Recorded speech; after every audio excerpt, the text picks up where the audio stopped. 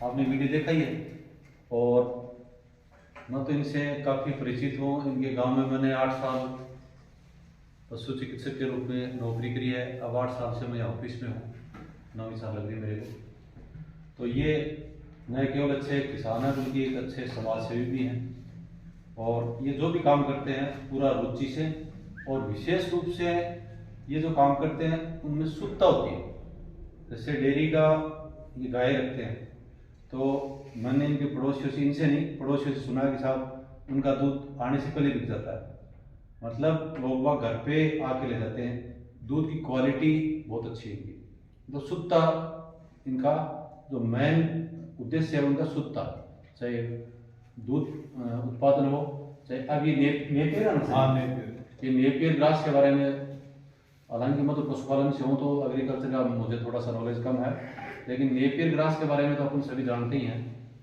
ये इसमें अच्छी जो पशु के लिए जो आवश्यक तत्व है वो भरपूर मात्रा में होते हैं। और केमिकल नहीं डाल के जो अपन चीज़ बनाते हैं, जैविक चीज़, हाँ, जैविक खाद से। जैविक खाद से गेहूँ, मतलब एक तो गेहूँ आप बाजार में लाओ और एक अपन जैविक रूप से तैयार करते हैं, उनकी रेट में अंतर होता है ना। बिल्कुल। तो कहने का मतलब इनकी जो ये जो प्रोजेक्ट कोई भी स्टार्ट करते हैं या कोई भी नया स्टार्टअप करते हैं तो उसको अच्छी तरह से, जैसे कल अपन बात कर रहे थे, अच्छी तरह जांच परख कर और उसके बाद में अच्छी नस्ल और शुद्धता के साथ इनका हमेशा ही एक ही एम रहता है, ये मैंने देखा। तो इनकी जो इन्होंने जो बातें आपको बताई हैं आप इन पे ज़रूर अमल करेंगे। और मैंने तो इनको 20 साल से मैं जानता हूँ। इनका जो भी काम बहुत अच्छा है, प्रोग्रेसिव फार्मर है। कई बार राज्य स्तर पे, जिला स्तर पे इनको विभिन्न विभागों द्वारा सम्मानित भी किया गया है। अब आज जो टॉपिक मैं शुरू कर दूँ सर मेरे हाँ, वहाँ, करो। आज जो मेरे को टॉपिक इन्होंने दिया है डॉक्टर साहब ने, वो अगर किसी की कोई जल्दी है तो आप मुझे पहले बता दो, उस हिसाब से अपन इस क्लास को शुरू करें। किसी की जल्दी है क्या? सारे जल्दी है क्या? ये तो मोबाइल देखो, ठीक है ठीक, फोन तो आता ही रहता। आज जो मेरे को टॉपिक दिया है वो है कि पशुओं में एआई जिसको अपन कहते हैं कृत्रिम गर्भाधान हिंदी में, और अपने देसी भाषा गांव में कहते हैं सुई लगाना। नई पशुओं के नई होने के लिए सुई लगवाते हैं, वो एक टॉपिक है। उसके बारे में अपन आज प्रैक्टिकल बात करेंगे, न कि किताबी ज्ञान बात नहीं करेंगे, प्रैक्टिकल बात करेंगे। तो कोई आदमी मुझे बताएगा कि ये कृत्रिम गर्भाधान के बारे में अपन क्या जानते हैं? कोई भी एक आदमी थोड़ा बहुत अगर कोई बताना चाहे। चलो, कृत्रिम गर्भाधान में आप जब भी किसी को कॉल करते हो, डॉक्टर को, कंपाउंडर को, किसी को भी, तो आप देखते हो कि वो जार लेके आता है और उसमें से फिर वो एक इंजेक्शन निकालता है जिसको हम सुई कहते हैं, और फिर वो उसको पानी में डाल के और फिर उसको काट के फिर उसमें इंजेक्शन भर के और फिर वो एआई करता है। तो एक्चुअली में क्या है कि ये जो सुई है वो और कुछ नहीं है, ये अपने जो मेल एनिमल है, जो नर जानवर है, उसका सीमन, जो अच्छी क्वालिटी के नर जानवर हैं उनका सीमन इकट्ठा करके, वैज्ञानिक विधि से इकट्ठा करके उसको इस प्रकार से स्टोर किया जाता है, मतलब न्यूनतम तापमान पे रखे जाते हैं कि वो उनकी जो कार्यशैली है या कैपेसिटी है, क्षमता है, वो तो मेंटेन रहती है, लेकिन और जो काम है वो बिल्कुल शून्य हो जाते हैं। और फिर जब कोई पशु के अपन सुई लगाते हैं तब उस टेम्परेचर, उसमें एक आप देखते हो कि धुआं सा निकलता है, उसको खोलते हैं तो उसमें एक गैस होती है जिसको अपन कहते हैं तरल नत्रजन। अब उसका टेम्परेचर देख लो -198।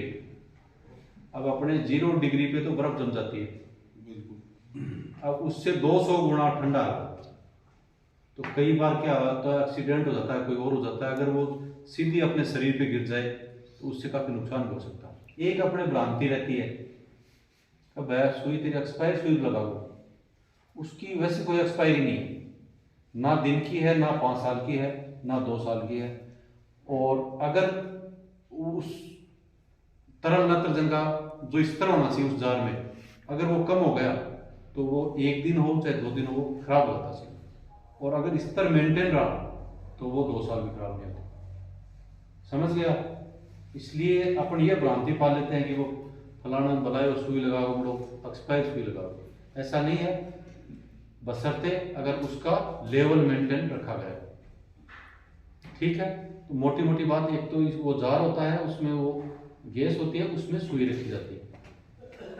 अब ये सुई कहाँ बनती है, उसके अलग अलग सेंटर है। तो मोटे मोटे अपने जयपुर में बस्सी एक जगह है, बस्सी नाम सुना आपने? हाँ।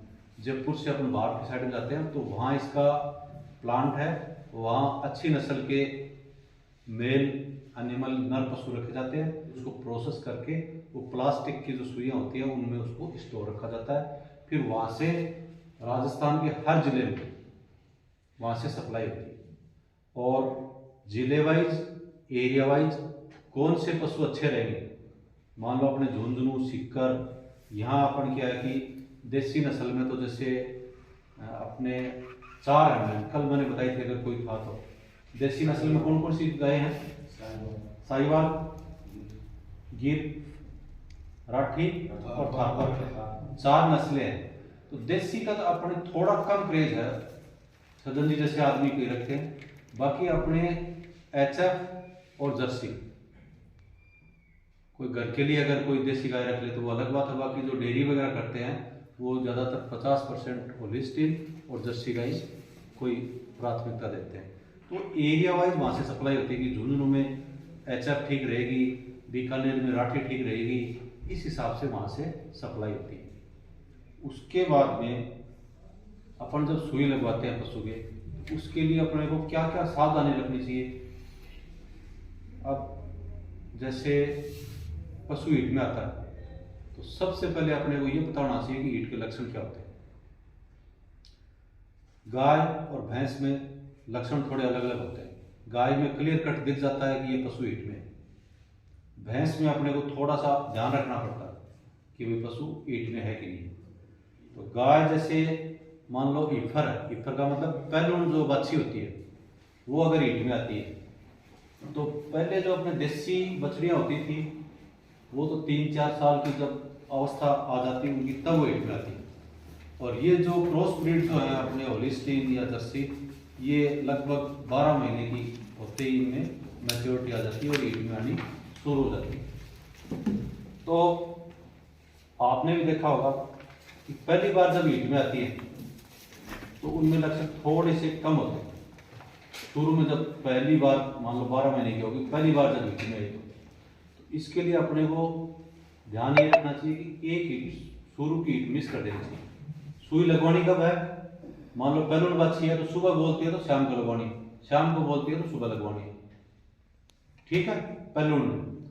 और 1-2 बार गाने के बाद में अगर पशु हीट में आता है तो उसके 18 से 24 घंटे, ये बात है जनरल की, ऐसे तो कई पशु 3-3 दिन हीट में रहते हैं। जनरल जो चीजें हैं वो 18 से 24 घंटे तो जो 1-2 बार गई हुई उनमें, और पहले उनमें 12 से 18 घंटे के अंदर अपने को इंजेक्शन लगवाना चाहिए।